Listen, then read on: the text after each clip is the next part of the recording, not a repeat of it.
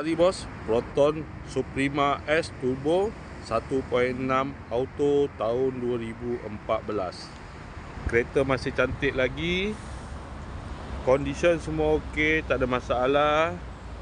Kereta ni hanya boleh loan kredit dan loan kedai sahaja. Kalau nak beli cash pun boleh. Kalau berminat, boleh datang kedai, boleh test drive. Kereta ni accident free, boleh jalan jauh, tak ada masalah. Jom kita tengok bahagian dalam.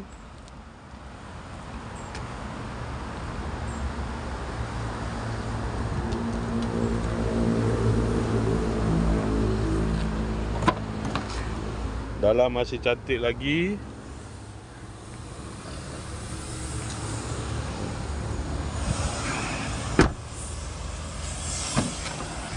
Aircon semua okey lagi.